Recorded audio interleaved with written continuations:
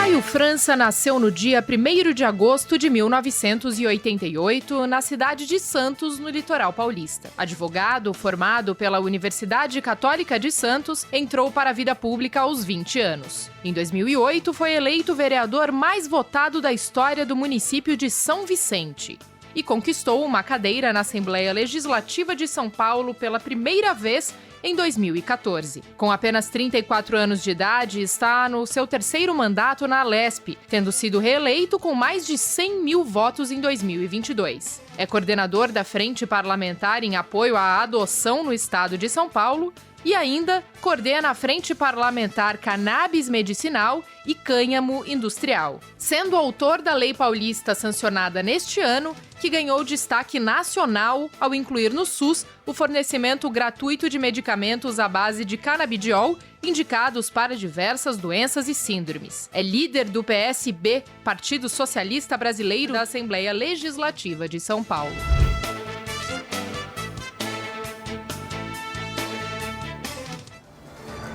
Olá, sejam todos muito bem-vindos, todas muito bem-vindas a mais um Conexão Paulista, aquele programa que aproxima você das decisões políticas do estado de São Paulo. E, claro, sempre levando com muita informação de qualidade e também todas as informações de interesse da população. Hoje o Conexão Paulista recebe o deputado Caio França, líder do PSB, Partido Socialista Brasileiro, no Parlamento Paulista. Muito obrigada, deputado, por estar aqui conosco. Agradeço o convite, uma honra estar aqui com vocês para tratar um pouco do nosso trabalho e também das perspectivas aí para esse mandato. Obrigada, deputado. E na edição de hoje me acompanham também os jornalistas Kleber Gonçalves, editor-chefe do portal de notícias da Alesp, e Arminda Augusto, gerente de projeto do Grupo Tribuna. Muito obrigada, Kleber. Obrigada, Arminda. Obrigada, muito obrigada. Eu que agradeço. Obrigado, Mariana, Arminda, em especial o deputado Caio França. Bem, deputado, antes de começar redirecionando a primeira pergunta para o senhor, então, nós temos um trechinho de uma fala do senhor aqui no Parlamento. Vamos acompanhar. Sentimento de satisfação, especialmente pelas famílias que precisam desses medicamentos.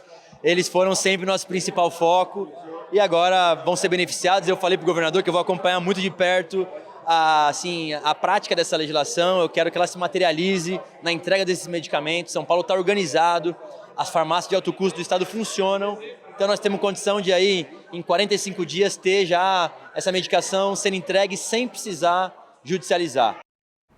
Deputado, após essa fala do senhor, vou mais uma vez ser repetitiva, reiterando algumas informações da abertura, mas não tem como, porque todas elas reunidas são muito impactantes. Então, 34 anos de idade, terceiro mandato como deputado estadual, um dos vereadores mais votados do Brasil e emplacou, claro, uma lei aqui estadual, digamos, muito marcante para o estado de São Paulo, que é a distribuição de remédios à base de cannabis pelo SUS aqui no estado de São Paulo. É isso. Muito orgulho dessa caminhada. Começamos bem novinho lá em São Vicente, na minha cidade natal, e tenho muito orgulho da minha trajetória. Eu fui vereador na cidade, cumpri os 4 anos de mandato. Faltou ali no trecho, no meio dessa... No meio não, né? Ao final do mandato eu disputei uma eleição para prefeito na cidade de São Vicente. Fiquei em segundo lugar, mas numa disputa bastante acirrada. E aí, depois estou aqui no terceiro mandato como deputado. Sou jovem, mas já estou meio que na velha guarda aqui da Assembleia, o pessoal brinca, mas acho que também nada como você ganhar experiência, mas continuar com a energia de poder protocolar projetos impactantes como esse, enfim, defender com coerência aquilo que você acredita. É assim que eu conduzo o mandato, que pretendo também conduzi-lo até a conclusão. Muito bem, passo a próxima pergunta então para Kleber, nosso chefe aqui então de edição. Deputado, eu quero começar aí com uma curiosidade. Eu tenho certeza que há um mandato do Caio antes e após a aprovação da lei relacionada a medicamentos à base de cannabis. Mas eu queria saber o seguinte, quando surge a ideia, de um mandato desenvolver esse projeto, já havia uma ideia de que poderia ser uma lei marcante? Até porque estamos falando de um tema bastante sensível ainda no Brasil, né? Boa, Kleber. Assim, na verdade, a proposta, a redação da proposta, ela surgiu após contato com uma família especificamente, que acabou me levando para outras famílias, né? Eu conheci a Neide, que é mãe do Vitor, que faz uso dos medicamentos à base da cannabis pelo poder público através de decisão judicial, mas que já estava me dizendo o quanto era desgastante renovar esses mandatos de segurança. Enfim, a gente fez uma audiência pública em 2019 e aí quando eu consegui conectar que o Estado reconhecia que os medicamentos eram importantes, porque já estava fazendo a distribuição, só que exigia do cidadão uma decisão judicial para que ele mesmo fornecesse, e aí, vamos dizer, o absurdo completo, pagava custas judiciais e honorários advocatícios para aquele medicamento. Aí, sim, tem que ter uma lei que possa organizar isso, facilitando o acesso às pessoas. Aí tivemos o protocolo. Claro que eu sabia que era um tema polêmico, delicado, e eu tentei a todo tempo usar no bom sentido as famílias para convencer um deputado aqui, outro deputado acolá. Eu sabia que eu teria dificuldade em algumas comissões, então acho que a gente conseguiu, dentro do possível, foram 3 longos anos e meio, na verdade, né, de tramitação aqui, com vários pedidos de vistas, mas eu confesso que tivemos alguns momentos que eu falei, esse projeto não vai aprovar aqui de jeito nenhum.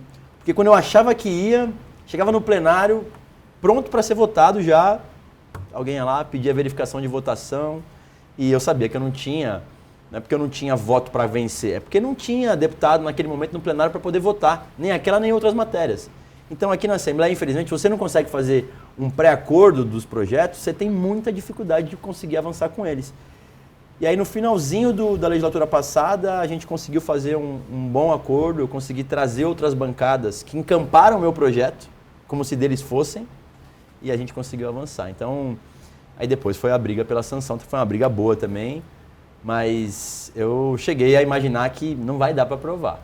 Mas valeu a persistência, né? Acho que esse projeto foi muito impactante para mim e com certeza o mandato é um antes dele e outro após ele. Eu hoje trato esse tema como um dos principais temas do mandato.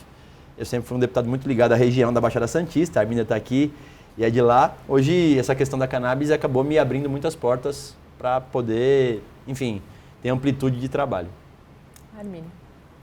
Bom, antes de mais nada, quero parabenizar a Assembleia Legislativa pela criação do Conexão Paulista, que a gente sempre fala que qualquer ferramenta, qualquer ponte que exista entre governos legislativos e a comunidade, todas elas são muito bem-vindas. E é pensando nas pessoas que estão nos assistindo e que vão nos assistir ainda, que o programa fica gravado, eu coloco a camisa de uma pessoa que tem alguém da família precisando de um medicamento à base de cannabis e te pediria, deputado, para você nos atualizar, porque você falou, foram 3 longos anos de negociação, aprovou na Assembleia Legislativa no final de 2022, sancionou pelo governador Tarcísio de Freitas e recentemente teve uma audiência pública, né, em que você e o deputado Suplicy se propuseram a deixar R$500 mil aí para pesquisa. Ou seja, para quem está do lado de fora, mas peraí, aprovou, já está no SUS, em que pé que está, quais são os próximos passos e para quem está começando nessa caminhada, o que tem que fazer? Porque ele não vai lá na farmácia e vai comprar, ele não vai no postinho SUS e vai pegar, não é assim que funciona, né? Claro. Então, vamos lá. O projeto, quando foi sancionado, o governador vetou alguns artigos. Ele sancionou o principal, que era a distribuição, a política pública de fornecimento desses medicamentos, além da capacitação dos médicos da rede pública no que diz respeito à medicina canábica. Ele vetou um trecho de regulamentação que dizia mais ou menos isso. Como eu faço para poder receber o óleo? Tem que ter prescrição, essa prescrição ela tem que ser atualizada a cada 6 meses, as farmácias de alto custo é quem vão fazer a distribuição. Eu tinha colocado isso em lei. Ele combinou comigo ao sancionar, falou, deputado, eu quero que a Secretaria de Estado faça essa regulamentação. E eu, claro, estava feliz pela sanção, topei. Ele criou, em 15 dias após a sanção, um grupo de trabalho, com 32 entidades representativas, não é só a Secretaria de Estado. É claro que a Secretaria de Estado tem maioria, porque tem muitos servidores, mas tem a Assembleia, da qual eu represento, tem as 3 universidades paulistas, USP, Unicamp e Unesp, tem Unifesp, tem Anvisa, tem Ministério Público, tem Tribunal de Justiça e tal. E esse grupo de trabalho, desde lá, está em fase de detalhamento de como é que se dará essa distribuição. E a principal discussão, Arminda, acabou ficando no que diz respeito quais patologias poderão ter acesso aos medicamentos. E aí, lá dentro do grupo de trabalho, tem pessoas que pensam diferente. Eu mesmo tenho a minha defesa enfática de que nós não temos que ter nenhuma tipificação de patologia. Quem tem que decidir isso é o médico, que tem a responsabilidade de prescrever para o paciente que ele achar adequado a cannabis ou não. Porque é uma opção do médico, não é obrigado ele a prescrever. Não é o paciente que pode pedir, eu quero a cannabis. Não, quem tem que decidir isso é o médico. Ainda assim, existem resistências dentro, não só da Secretaria de Saúde, mas inclusive em algumas categorias de médicos. E o que ficou definido, e agora a nossa cobrança, é pela publicação da primeira fase da regulamentação. Ficou definido que 3 patologias já têm evidências comprovadas que os medicamentos produzem efeitos, funcionam. Quais são? Síndrome de Dravet, síndrome de Lennox-Gastaut e esclerose tuberosa. Essas 3 estão definidas. Eu poderia dizer que logo na sequência disso já tem também uma definição, inclusive agora já detalhada, de dor crônica, que também era uma das lutas principais, porque, só assim, fazendo um paralelo, eu defendo a liberdade do médico, mas eu sabia que seria difícil de poder emplacar isso numa regulamentação aqui em São Paulo. Eu sabia que eles viriam com quais patologias, cadê os estudos, onde é que estão as evidências, qual tipo de estudo que isso é feito. Então, eu tentei ao longo do tempo, bom, tudo bem, mas vou tentar então ampliar as patologias no máximo possível. E eu sabia que dor crônica é uma patologia, né, que atende muita gente. Porque o meu interesse principal é o quê? É impactar mais pessoas com a lei que eu fui autor. E o que eu estou defendendo é o seguinte, se o governador sancionou, é sinal de que, de alguma maneira, ele quer fazer com que São Paulo esteja na vanguarda desse assunto. Ele quer que os medicamentos cheguem na ponta. Então, ele tinha a opção de vetar. É uma opção do governador e cada um arca com as suas opções políticas, né? Vetar e sancionar é uma prerrogativa dele. Ele sancionou. Então, hoje nós estamos aguardando, porque não tem mais, assim, para essa primeira fase, não tem mais o que discutir. A discussão das 3 está superada, as 3 patologias estão definidas. Já está superado que os médicos da rede que terão que prescrever. Já está superado que as farmácias de alto custo é quem vai entregar. Já está superado que a cada 6 meses o paciente terá que voltar no seu médico com prioridade para ver, deixa eu ver se os seus medicamentos estão fazendo efeitos positivos na sua patologia. Então agora é apresentar, que é uma cobrança que a gente faz, inclusive na frente parlamentar que nós montamos, tanto eu quanto o Suplicy, eu coordeno, ele é meu vice-coordenador, nós cobramos isso da Secretaria, que não tem mais o que discutir para esse assunto. Aí a parte boa da regulamentação, reconhecendo que existem muitos estudos, existem muitas pessoas autistas, pessoas que sofrem com epilepsia, por exemplo, insônia, ansiedade, Alzheimer, Parkinson, que já fazem o uso dos medicamentos. O que nós conseguimos? Que o grupo de trabalho será permanente. O grupo de trabalho não vai findar na primeira regulamentação. Vai ser permanente, ou seja, a cada novidade que a ciência, que a medicina trouxer, a gente consegue incluir uma nova patologia. Então, o momento que nós estamos é exatamente esse, aguardando a primeira publicação da regulamentação que vai trazer essas 3 patologias e logo na sequência, e eu falei ali no meu vídeo, não sei se você...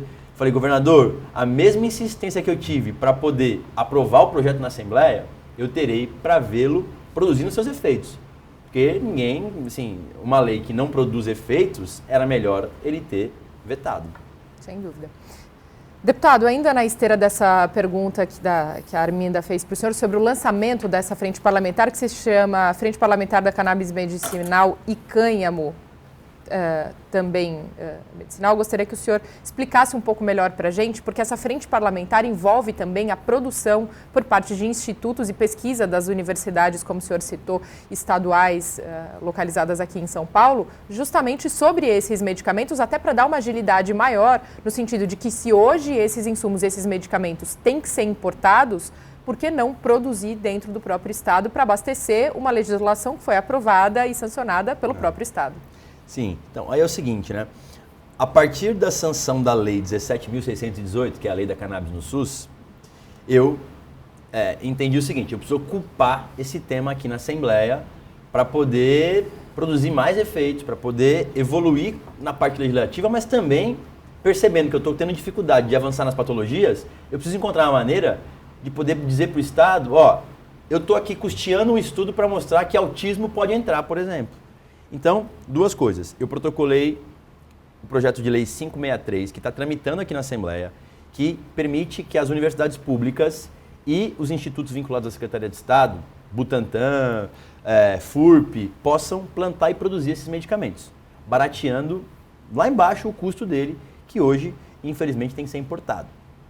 Ponto número 1. Então, essa é uma luta que nós vamos travar nesse novo mandato aqui. Paralelo a isso, eu lancei a Frente Parlamentar da Cannabis Medicinal e do Cânhamo Industrial com o objetivo de poder difundir ainda mais esse tema, trazer novos apoiadores que por algum motivo desconhecem do tema, enfim, tem alguns preconceitos que ainda geram em torno dele. E quando você traz informação de qualidade, resumida para os parlamentares, você vai conquistando apoios. Eu conquistei apoios importantes na legislatura passada, inclusive da bancada evangélica, uma parte dela votou comigo. Então, veja, não é fácil aprovar um tema assim num parlamento, num estado conservador como o estado de São Paulo, ter um projeto de um governador que veio também eleito por uma base mais conservadora e ele sancionar. Eu acho que isso também é fruto do meu trabalho aqui, de poder conversar com pessoas que não estão convencidas ainda. Talvez se eu estivesse aqui falando de um ativismo mais enfático sobre a descriminalização das drogas, sobre outros temas mais, eu teria ficado para trás. Então, acho assim, eu preciso ganhar opinião pública. E para ganhar opinião pública, eu preciso ganhar novos adeptos. E a Frente Parlamentar fará com que isso aconteça. E como é que eu vou fazer isso? Primeiro, eu estou disponibilizando das emendas impositivas do meu mandato. Suplicy, convenci também a disponibilizar do mandato dele R$500 mil por ano para poder custear pesquisas, para poder... E aí, sim, tem inúmeras possibilidades. A pesquisa é uma delas. Mas eu quero muito, por exemplo, hoje já existem associações canábicas aqui no Brasil, que é um país que tem... Só o Brasil tem essa vertente, que eu acho muito legal, inclusive, tem associações que têm autorização judicial para plantar e produzir.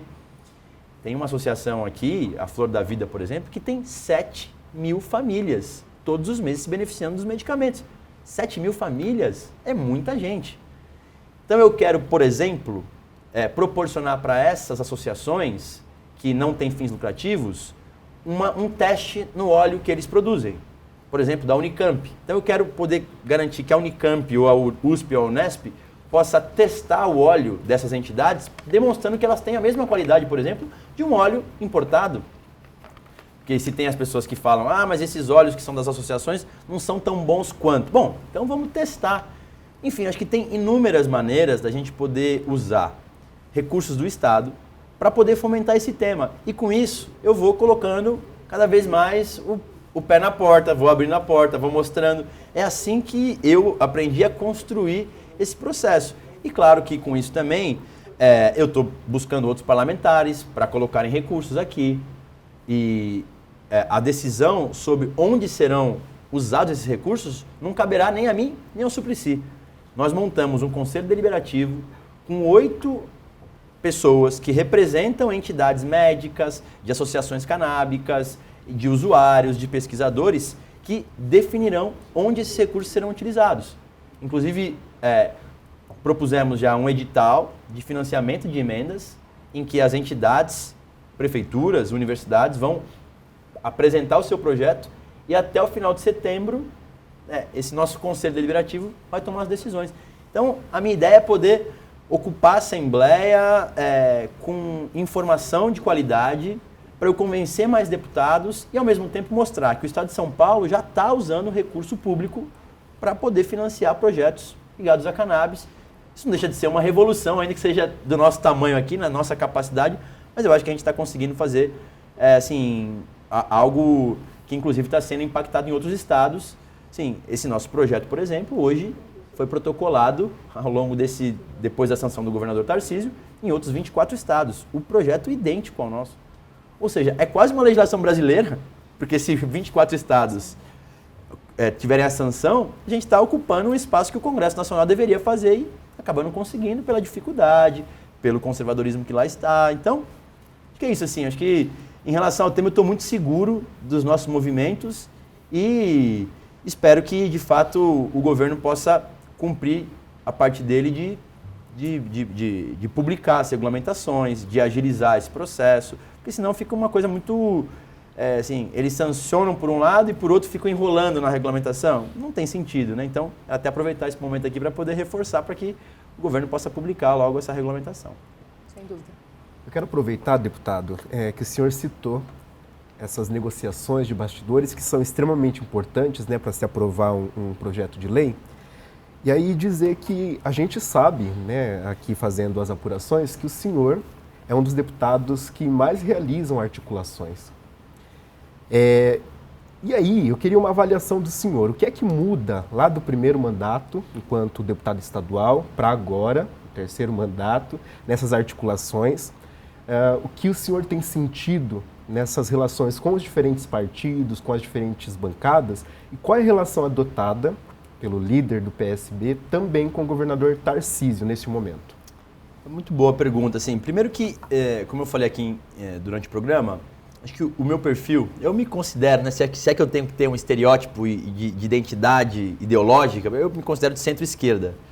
E isso faz com que, claro, eu me relacione mais com bancadas mais do campo progressista. Agora, eu fui no primeiro mandato da base de apoio do Geraldo Alckmin com o Márcio França, que foi o primeiro mandato que eu assumi aqui. Então eu me relacionei com todas as bancadas, da esquerda para a direita, e assim vai. Depois eu fui um deputado de oposição no governo do João Dória.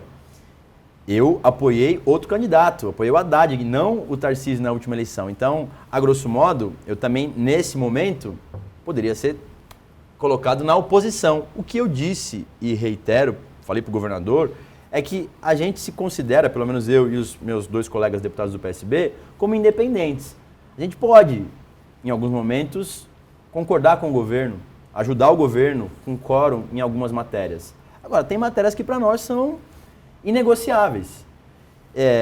E dessa forma, eu também tento demonstrar que existe um meio do caminho. Né? É muito difícil isso aqui no parlamento, porque se você... Para o governo é assim, ou você faz tudo como eles orientam, ou você é da oposição. Veja, e aí também faz parte se eles pensarem assim. Eu acho que há um caminho de conversa. Eu me considero uma pessoa que tem um bom trato com todos os campos. É claro que as eleições nacionais acabaram assim, intensificando mais essa questão de esquerda, direita e tal, e faz parte também do jogo da política. Mas eu evolui muito nessas conversas de bastidores. Eu aprendi melhor também a usar o regimento da casa em meu favor. Então hoje a liderança do partido me proporciona, por exemplo, também dificultar projetos de outros parlamentares. E eu evito também fazer isso para não parecer intransigente. Mas é claro que na medida em que outros parlamentares também estão atrapalhando o meu, eu posso muito bem também usar essa artimanha para poder falar, tudo bem, eu topo, votar contra o seu e argumentar contra o seu. Mas desde que você não fica obstruindo o meu, vai lá e argumenta contra o meu. O que me incomoda no parlamento, é legítimo, faz parte, mas me incomoda é a tal da obstrução que não tem fim. Um projeto que você protocola, você não consegue ver ele chegar no plenário para ter um debate mais profundo sobre ele. Porque eu não tenho problema com quem é contra os medicamentos à base da cannabis no SUS, faz parte. Vamos argumentar. Eles argumentam de um lado, eu argumento do outro. O problema é que fica nesse subterfúgio que ninguém sabe direito, mas quem pediu vistas na Comissão de Saúde, e aí fica lá um mês parado o projeto, sem mudar uma vírgula, depois devolve para a Comissão de Saúde. É aí que mora a conversa, de você saber quem está relatando, de você conversar com ele, de você também começar a de alguma forma também usar um pouco dessa artimanha em outras comissões. É por isso que é importante as vagas nas comissões, porque você acompanha para e passo onde está cada projeto. Então, assim, eu me sinto mais à vontade hoje para poder fazer essas articulações. E claro que a liderança, eu não fui líder sempre, né?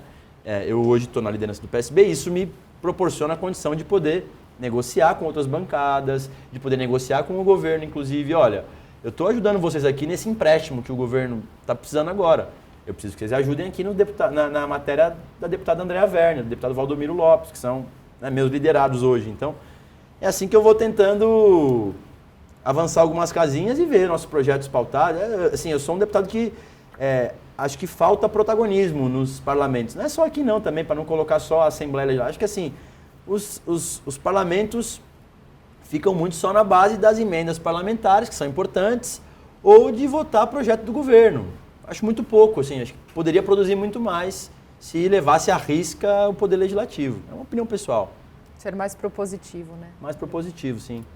Caio, pegando um pouco esteira do que o Kleber falou, de negociações e, enfim, de tratativas até com oposição, partidos de oposição, recentemente teve uma derrota, vamos dizer assim, para uma defesa sua, que é o aumento das custas judiciais, né? Teve a derrota no sentido de que foi aprovado a urgência na votação daquele PL. E você tem sido, desde que foi proposto, aí já tem um tempinho, desde que foi proposto, você tem sido um combatente, você acha que não tem que aumentar as custas judiciais e... subliminarmente se diz que o aumento das custas não é para corrigir uma defasagem histórica, é para inibir, mitigar a iniciativa das pessoas de entrarem na justiça, porque, enfim, está afogando aí o judiciário. Você considera isso uma derrota? Você acha que é possível ainda reverter esse quadro? Olha, foi aprovado o regime de urgência no limite. O governo precisava de 40... Eu coloco o governo aqui porque o governo se movimentou para aprovar essa matéria. É um projeto Vamos do dizer Executivo? Que não. O projeto é do Tribunal de Justiça. É do Executivo. O Poder Executivo disse que não ia se movimentar, mas na prática está se movimentando. E eu faço essa defesa aqui, assim, tenho muitos amigos no tribunal, eu respeito muito todos os desembargadores, juízes, funcionários e tal. Você é Agora, advogado, né? Eu sou advogado por ofício, por origem. Agora, primeiro que eu acho que aumentar taxas nesse momento não é o movimento mais adequado. Creio também que aumentar as custas não é lá o melhor remédio, podemos dizer assim, para evitar a judicialização de temas. E mais do que isso, e talvez do ponto de vista principal para mim, o tribunal, mesmo com esse aumento, continuará precisando de repasses do Poder Executivo para finalizar a sua folha, continuará precisando de aportes do Poder Executivo ao final do ano. Ou seja, nós vamos ter um desgaste de votar uma matéria polêmica, porque aumentar custas é sempre desgastante, sendo que isso não vai resolver, vamos dizer assim, a autonomia administrativa e financeira do tribunal, que é algo importante a ser discutida. Eu penso que sim, outros tribunais de outros estados já são autossuficientes, mas não é com esse projeto que vai se resolver. E aí tem uma outra coisa, que foi um dos argumentos, mas que eu tenho combatido. Porque tem processos aqui bilionários e esses processos bilionários, eles têm um custo muito próximo daqueles que têm um custo ínfimo. É o que eu disse. Bom, então, para processos bilionários, podemos ter uma taxa especial. Mas não é isso. É um recurso ordinário. É um agravo de instrumento que qualquer um aqui pode discordar da decisão em primeira instância e querer recorrer. Por que não? É um direito de qualquer cidadão.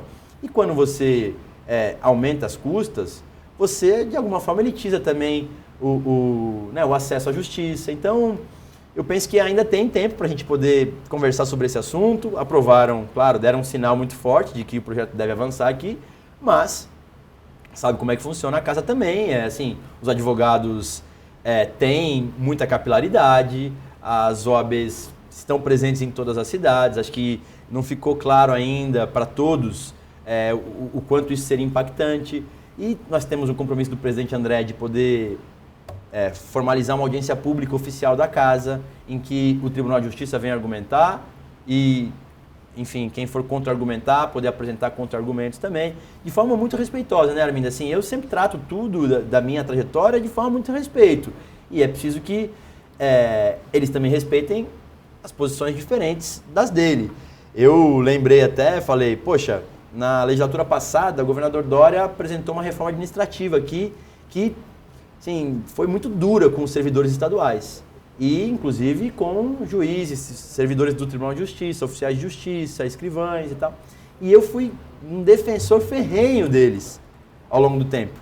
Então, assim, eu acho que independência é isso. Às vezes eu vou estar a favor de você, às vezes eu vou estar contra. E, assim, então é preciso ter essa compreensão, né? Não dá para levar isso, o bem e o mal. Não tem aqui o bem e o mal. Acho que são argumentos para um lado e para o outro. E acho que ainda tem tempo para que a gente consiga, não sei se derrotar o projeto no voto, mas a gente consegue deixar esse projeto para frente, sem que ele produza efeitos a partir do próximo ano, que é isso que o tribunal tá querendo. Deputado, do meu ponto de vista, o senhor traz um discurso muito ponderado e o senhor mesmo se declarou como independente aqui na Assembleia Legislativa. O senhor também é filho do ministro de Portos e Aeroportos do governo federal, Márcio França, e eu gostaria muito que o senhor falasse para nós, porém no próximo bloco, como que o Márcio França ajudou a construir esse político que a gente vê hoje aqui conversando conosco. Conexão Paulista vai fazer um breve intervalo, fique com a gente.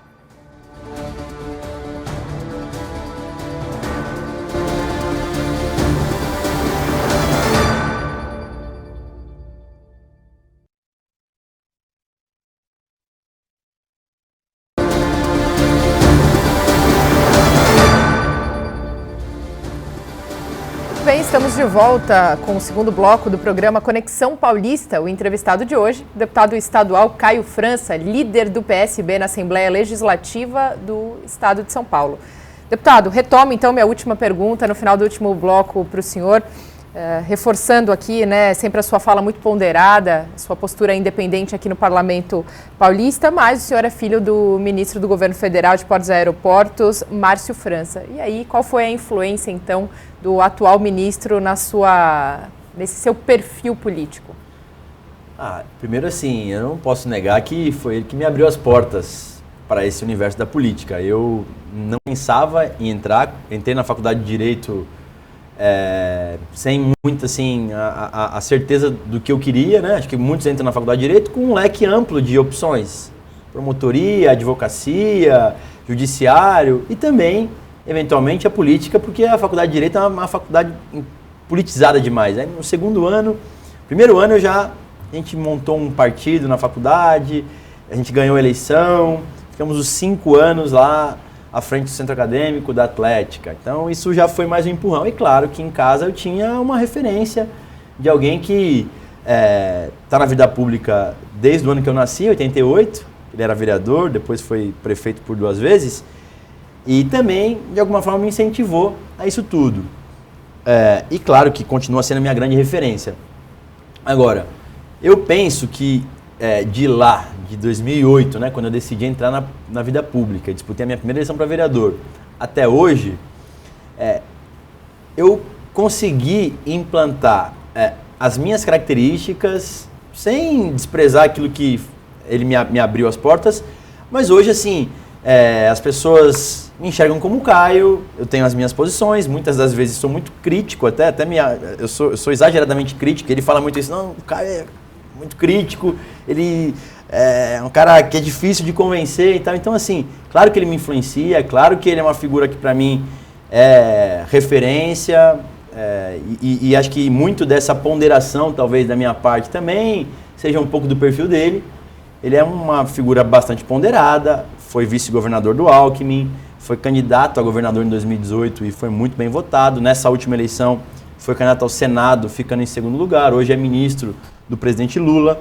Então, assim, ainda que a gente não tenha um contato diário, o que eu faço com esse projeto e tal, hoje eu, enfim, tenho total tranquilidade em decidir tudo que acontece na vida aqui da Assembleia e também no partido, porque eu também movimento muito partido, o PSB, mas acho que isso está no DNA, né? Assim, o perfil, o jeito, o estilo, nem precisa falar, é muito parecido, acaba sendo parecido no automático. Acho que acontece muito isso com os filhos, né?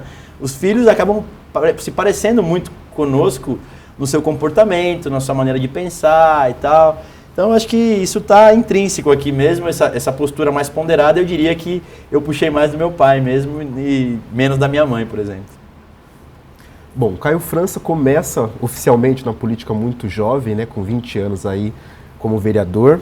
E aí o senhor acaba de citar que ainda na faculdade já fazia parte de movimentos políticos, democráticos, enfim.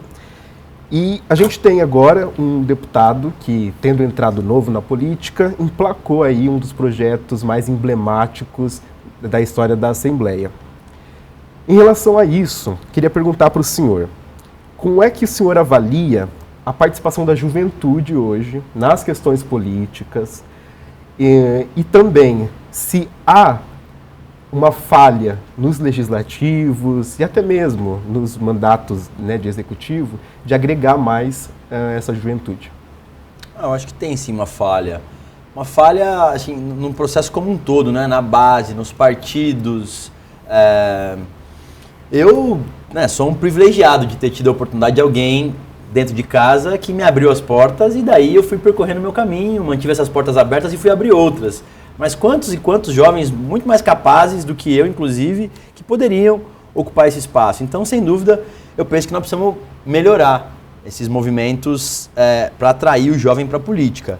Acredito que o advento da internet, ocupando esse espaço que ocupa hoje na política como um todo, faz com que muitos jovens acessem e tenham mais capacidade de poder falar, de ter audiência e eventualmente disputar a eleição. Mas eu ainda sinto falta, assim, nos partidos de poder conseguir atrair mais os jovens. Existe até alguns movimentos de renovação na política que tentam fazer isso, tentam produzir isso, né? E acho que são legítimos. Agora, acho que a nossa democracia ainda deve muito, assim, à juventude de mais espaço de protagonismo. Você percebe pelo Congresso Nacional, ainda que nós estejamos num processo de melhora em relação a isso. Acho que a cada legislatura você vai tendo mais jovens ocupando espaço, mais jovens, e isso é importante também ser colocado, mas a média de faixa etária dos parlamentos é muito alta, do Congresso especialmente ainda, eu não sei dizer aqui, mas deve ser em média de 60, 65 anos, a média dos parlamentos.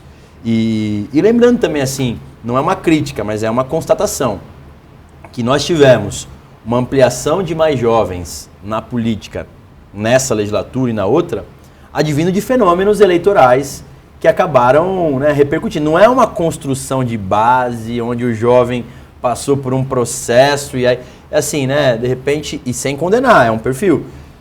Alguém na internet bombou, tem um TikTok muito bom, faz algumas mensagens caricatas desse ou daquele político e a pessoa se apega àquilo ali. Não é uma construção política, é um fenômeno, um cometa que pode ser duradouro, mas que também pode não durar muito tempo. Então, eu prefiro, e eu também, até porque a minha origem é uma origem mais da política de base, de construir partido, de fazer chapa de vereadores, de disputar eleição, de ganhar, de perder, de se envolver na eleição de bairro, de conselho tutelar. É o estilo que eu aprendi a fazer. Se está certo, está errado, o que é... Acho que não tem certo e errado aqui, né? São constatações. Claro que também estou nesse universo da internet, pretendo cada vez melhorar mais para poder ampliar a minha atuação e difundir mais os meus trabalhos, mas eu não deixo o meu trabalho de base do dia a dia. Então, assim, acho que não é fácil de conseguir colocar o jovem na política, assim como a mulher também ainda, né, tem mais dificuldade ainda. Nós estamos conseguindo avançar, mas na minha percepção, muito mais pelos fenômenos que passam, né, da internet do que por uma construção de base organizada pelos partidos. Eu acho que é muito mais mérito individual de cada uma das pessoas. Se a Arminda me permite, só para aproveitar o tema, ainda considerando isso, né, e levando em consideração a composição da Assembleia, como que o senhor avalia aí, nos últimos anos, os avanços e também os desafios que ainda estão presentes em relação a essa representatividade mesmo da população? Então veja, se você fizer um recorte de faixa etária sem entender a origem, você vai dizer, a Assembleia colocou mais jovens aqui, a faixa etária hoje tem deputados muito mais jovens do que eu. Como eu disse, eu já estou com 34, faço 35 esse ano.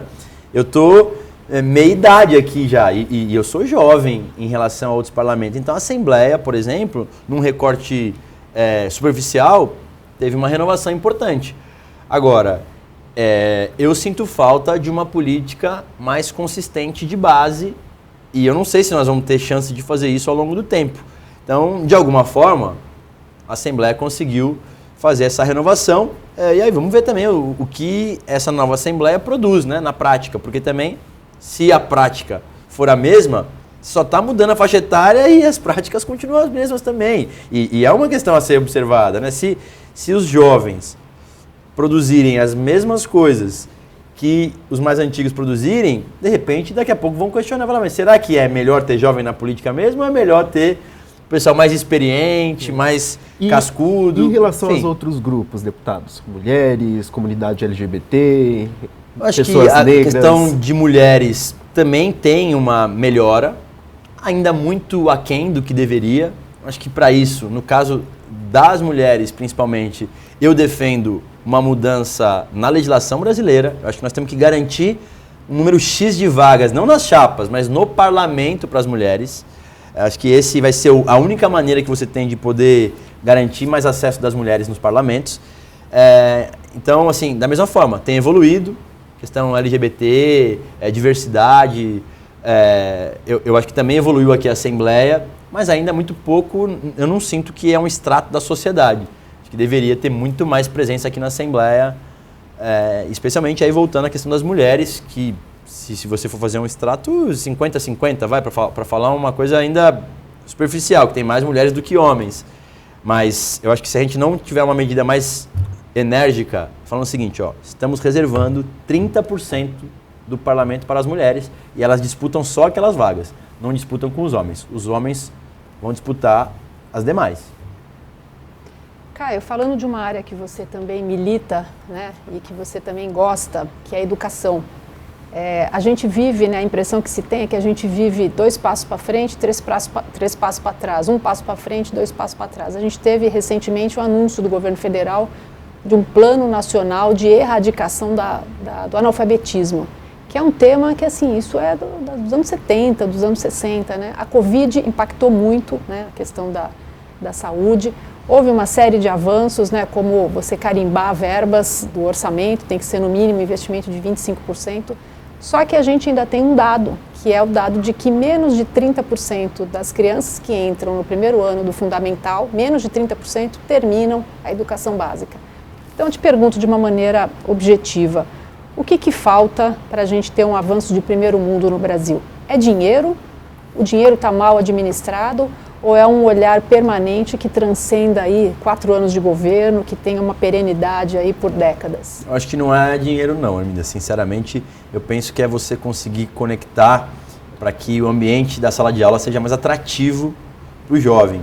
E aí isso passa por uma reformulação de matérias, para que você tenha um ambiente escolar mais adequado, que você também tenha professores que estejam mais afinados com esse movimento de renovação digital, por exemplo, que existe. Então, não tem uma bala de prata, né?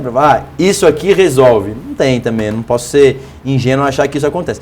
Mas eu acho que são várias vertentes que podem atrair, mas sinceramente eu penso que dinheiro não é o caminho. A gente tem aí casos e casos de prefeituras que, por exemplo, ficam desesperadas para conseguir gastar os 25% da educação. Então, assim, não é falta de recursos. Acho que o professor tem que ser reconhecido, e isso é uma vertente permanente sempre, mas ao mesmo tempo ele também precisa se atualizar para não ficar só uma discussão de que só precisa pagar melhor o professor, precisa reconhecê-lo como tal, mas ele também precisa estar num processo de qualificação permanente em relação a tudo que a tecnologia nos propõe, por exemplo. E além disso, infelizmente a pandemia trouxe ainda mais esse abismo que existe entre as camadas sociais, né? Você tem escolas que conseguiam propor para o aluno aulas permanentes de videochamada ao vivo com respostas e os alunos da rede tendo que receber, sei lá, ir numa lan house para poder assistir uma aula. Tem até algumas entregaram tablet, mas aí você não tem conexão com a internet, aí tem que entregar o chip da internet, e nem todas as prefeituras também têm essa mesma capacidade que as grandes cidades têm.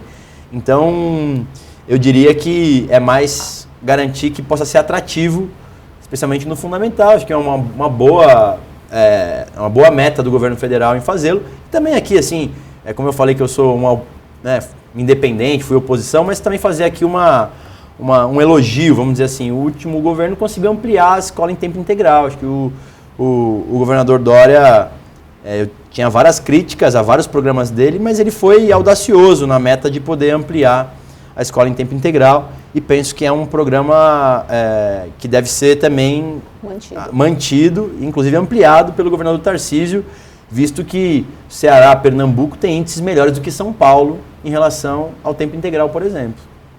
Pegando o gancho da educação, vem também, né, brevemente aqui para a Assembleia Legislativa, uma PEC que então muda, na verdade, ela migra 5% da educação, do orçamento da educação, para a saúde, sobre a alegação aí então de que a saúde precisaria mais, até porque mais pessoas estão nascendo do que entrando nas escolas e por aí vai. Sua opinião, deputado? Eu tenho muita preocupação com esse tema. Assim, não chegou até aqui ainda, mas de antemão eu falo assim, eu tenho muita resistência em você abrir mão de receitas para a educação. Nós estamos falando aqui que não precisa ampliar. Agora, não precisar ampliar não significa que pode tirar da educação. Então, vamos ver qual é o argumento que o governador utiliza para poder tentar convencer a Assembleia, mas eu acho que esse é um tema que vai movimentar bastante a casa ainda. Enfim, a gente tem que lembrar que aqui em São Paulo nós estamos falando das universidades públicas ainda, que são universidades que investem na pesquisa, na tecnologia. O mundo mais moderno que tem é o poder público que coloca dinheiro em investimento de pesquisa, tecnologia. Então eu tenho muita preocupação com esse tema. Não quero antecipar e dar uma posição derradeira, mas vamos aguardar quais são os argumentos do governador em relação a isso. Mas eu tenho muita preocupação em tirar dinheiro. Eu falei aqui que não precisa colocar mais, mas não tirar, né? Você vê as escolas estaduais, por exemplo, tem escolas que não tem uma quadra poliesportiva, que não tem um espaço para que os jovens possam usar, que tem uma sala de aula que não tem... eu sou do litoral, tem sala de aula que não tem um ar-condicionado, um ventilador para as crianças, tem 35, 40 alunos dentro de uma sala de aula. Então, fora essa questão digital, de atualizar a escola e o profissional da educação para isso, eu tenho muita preocupação. Tivemos agora o aumento dos servidores e os professores tiveram 6% de aumento. Assim, claro que eu falei na votação, é constrangedor você votar 25 para os policiais e 6 para os professores. Eu votei, até porque é melhor 6 do que nada, mas realmente fica um hiato muito grande entre categorias, né? Sem dúvida. Kleber. O senhor tem trabalhado também no tema adoção, né, de crianças e adolescentes. A partir disso, como é que o senhor avalia os programas, as legislações relacionadas a esse tema e o que é preciso fazer, no que nós precisamos avançar, deputado? Uma boa pergunta, viu, Cleber? Porque assim, é muito fácil o discurso de que demora muito para adotar, né? Porque esse é um discurso meio que padrãozão de todo mundo que conhece um pouco superficialmente o tema. Eu tenho um parente, um amigo, um primo que demorou 3 anos na fila da adoção para poder adotar. Aí você tem que, com uma lupa, poder se aprofundar um pouco mais sobre o que significa isso. Olha, essa demora é principalmente porque as pessoas têm um perfil de criança que preferem adotar, especialmente recém-nascidos. E é legítimo também, é uma questão da família escolher o que quer. Só que nós temos, por exemplo, na fila, crianças aguardando a adoção, crianças com mais de 5 anos, crianças que têm irmãos e que a expectativa é que possa fazer uma adoção conjunta, crianças com deficiência, que aguardam há muito tempo a adoção. Então, assim, primeiro, eu penso que o Brasil é um país que evoluiu muito no Sistema Nacional da Adoção. Eu defendo o Sistema Nacional da Adoção. Eu entendo que uma adoção também não pode se dar em 2 meses. É uma decisão para o resto da vida. Eu quero que a adoção seja para sempre, segura, responsável. Penso que para uma criança, vai para uma casa e depois os pais, por adoção, falam, olha, não era bem aquilo que eu queria. Então, devolve essa criança para um abrigo, para uma casa de acolhimento. Então, eu acho que a adoção ela é um tema que merece muito, muito cuidado. E aí, assim, uma crítica, faltam varas especializadas da infância e juventude para poder dar mais celeridade a esse processo. Tem como ele ser mais rápido? Tem, desde que tenham mais assistentes sociais que possam dar pareceres de que aquela família está preparada. É preciso difundir os grupos de apoio à adoção, que são tão importantes para preparar as famílias para que possam fazer a adoção. O nosso trabalho à frente, na coordenação da frente parlamentar é justamente para que isso possa acontecer. Existem programas importantes como a Família Acolhedora, que é um programa de manutenção de vínculo familiar, mas que não se pode confundir com a família que pretende adotar. Inclusive, esse foi um debate que teve aqui na legislatura passada, foi aprovado por essa casa e a gente conseguiu, uma grande mobilização que a gente liderou pela frente parlamentar e os grupos de apoio à adoção, conseguimos vetar esse projeto de lei através do governador Rodrigo à época. Então, assim, esse é um tema muito, muito, muito relevante. Para mim, eu acabei abraçando o tema a partir de um grupo de apoio à adoção lá da Baixada Santista, do Gala, da Praia Grande. E da mesma forma que a gente fez com a cannabis medicinal, eu montei uma frente parlamentar para poder ocupar esse espaço. Estou financiando projetos também através de emenda parlamentar, são R$200 mil nesse caso, todos os anos, para poder apoiar as casas de acolhimento, os grupos de apoio à adoção, para poder, enfim, difundir esse tema tão importante. Tenho projetos de lei aqui, tem uma lei sancionada de lei do nome afetivo, de minha autoria, que foi sancionada pelo governador Márcio França. Tenho outros projetos de lei linkados com o tema da adoção. Então, assim, se eu pudesse... o que você faria se você fosse governador hoje e quisesse melhorar na questão da adoção? Olha, eu exigiria do tribunal que tivéssemos mais varas especializadas da infância e da juventude espalhadas pelo Estado para poder agilizar processos que andam lentamente em algumas varas. Arminda, antes de passar para você, nós temos uma fala, inclusive, do deputado no lançamento dessa frente parlamentar. Vamos ouvir. Nossa frente parlamentar nasce da necessidade de reconhecer os desafios enfrentados por milhares de crianças e adolescentes em nosso país que aguardam ansiosamente por um lar amoroso e acolhedor. Deputado. É isso, assim, a prioridade são as crianças e adolescentes. Então, nós precisamos fazer com que as famílias compreendam isso. E quem estiver disposto a adotar, tiver isso no seu coração, tem que saber que a gente tem muitas crianças que aguardam para serem adotadas.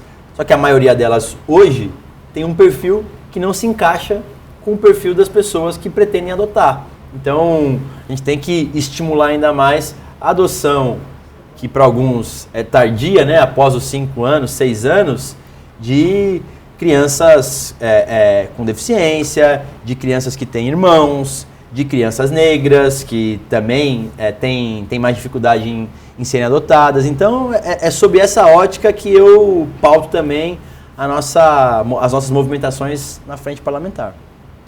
Caio, eu queria aproveitar, imagino que a gente esteja caminhando aí para o último momento da entrevista, eu queria aproveitar e fazer um bate-bola aqui com 3 questões muito rápidas e eu queria a sua opinião. Tá. Redução da maioridade penal, resolve ou não resolve? Eu vou dar as 3 e você responde num texto só, tá bom? Redução da maioridade penal, resolve ou não resolve?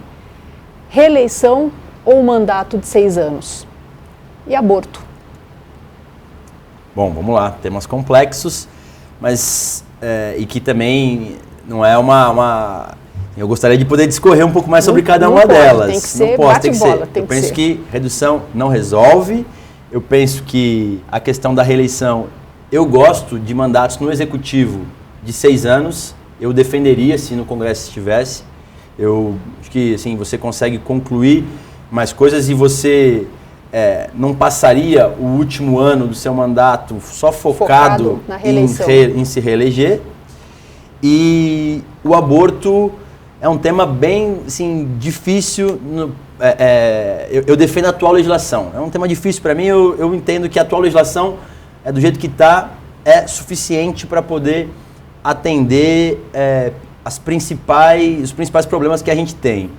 Agora, eu gostaria que esse tema, por exemplo, principalmente do aborto, pudesse ser tratado de forma mais racional pelas pessoas no Congresso Nacional. Infelizmente, isso não acontece. Religiosa. Então, eu defendo a atual legislação, mas eu acho injusto com as famílias de baixa renda que não têm condição de poder pagar, por exemplo, para um médico, como muitas famílias que têm condição de pagar fazem, não ter essa oportunidade. Então, nós precisamos encontrar um caminho para não criminalizar aquela mãe que, pelos seus motivos, não consegue, né, pelos seus motivos, não vai conseguir ter aquela criança, não pode ter aquela criança, enquanto uma família que consegue pagar até 5 mil reais, por exemplo, 10 mil reais, nem sei quanto custa isso hoje, e uma família da periferia de São Paulo acaba tendo que fazer um aborto de forma totalmente desamparado, inadequado. Então é um tema que merecia um debate mais racional do Congresso, que infelizmente não acontece. Kleber. Bom, deputado, a gente começou falando dos medicamentos à base de cannabis, né, porque é o destaque do teu mandato, mas agora caminhando para esse momento final, eu gostaria também de saber duas coisas. Primeiro, quem é o deputado Caio França quando não está na função de deputado? Né, como é a família, qual é o dia a dia do deputado? Para quem te segue nas redes, isso fica um pouquinho mais claro, mas acho que é importante para quem nos assiste. E o senhor também já concorreu ao cargo no Executivo, né, como prefeito. Existe essa intenção ainda? O que tem sido pensado a esse respeito? Diga pra gente. Eu me considero uma pessoa bastante caseira, super apegado à minha filha, esposa e os meus cachorros. Adoro ficar em casa sem fazer nada com eles. Também curto, claro, passear. Eu tenho o privilégio de ter a praia, né? A gente que é caiçara tem esse privilégio, então adoro praia também, pratico esportes todos os dias. Então eu diria que sou um aficionado no Santos Futebol Clube, sou conselheiro do Santos, então me movimento também até na política do clube. Então sou um santista apaixonado, frequentador da Vila Belmiro, inclusive, fase muito ruim que estamos vivendo. E sobre a política, disputar uma eleição novamente a prefeito, eu acho que assim, terei ainda momentos para isso. Não está fora do meu radar uma disputa ao Executivo novamente. Só que eu penso que eu tenho um momento para isso. Durante todo esse período, eu cumpri os meus mandatos até o final. E essa é uma coisa muito cara para mim, assim, você ganhar uma eleição e cumprir até o final o mandato. Então, para você ter que largar o mandato no meio, você tem que estar muito convencido e sentindo que é aquele momento. Não sinto que é esse momento agora para essa eleição, mas acho que em algum momento vai chegar novamente o momento de disputar uma eleição majoritária e eu quero estar preparado para a disputa, né? Então, é isso, assim, ainda vai chegar o tempo de eu disputar novamente uma eleição para prefeito, eventualmente, né? Acho que esse seria o principal, mas acho que não é agora. Deputado, a pergunta derradeira, né? Como o senhor definiria para sua filha o que o senhor faz, a sua atividade aqui no parlamento? Essa pergunta vem direto por ela. Fala, papai, o que é ser deputado e tal? Olha, acho que a política é um instrumento que você tem mais viável de você transformar as realidades, de você mudar a vida das pessoas. Meu avô era médico e ele era um médico muito querido na cidade. E, inclusive, a gente deve muito do início da política ao meu avô, que era médico, não era da política. Mas, no final da vida dele, a gente falou, poxa, tudo que o senhor fez, doutor Luiz, como médico, o senhor atendeu 1.000, 2.000, 5.000, quantas mil pessoas, ainda que seja 50 mil pessoas, difícil para um médico fazer isso. Na política, cada decisão sua influencia milhares de pessoas. Então, assim, na política você consegue, de fato, mudar realidades de forma mais enfática. Então, acho que é isso, assim, a minha missão é transformar realidades, é tentar, enquanto parlamentar, garantir mais oportunidade para as pessoas, principalmente para aquelas que não têm as mesmas condições que eu tive. Bem, deputado, eu agradeço muito sua presença aqui no Conexão Paulista. Kleber, obrigado. Demais, Arminda também, agradecemos demais também a sua presença. Por favor, volte conosco novamente em outras rodadas, em outros debates. E, claro, agradecemos demais a sua audiência. E, claro, até o próximo Conexão Paulista. Deputado. Muito obrigado pela oportunidade, um prazer estar aqui com vocês. Muito bom, assim, essa dinâmica do programa. Espero vir outras vezes. Até a próxima.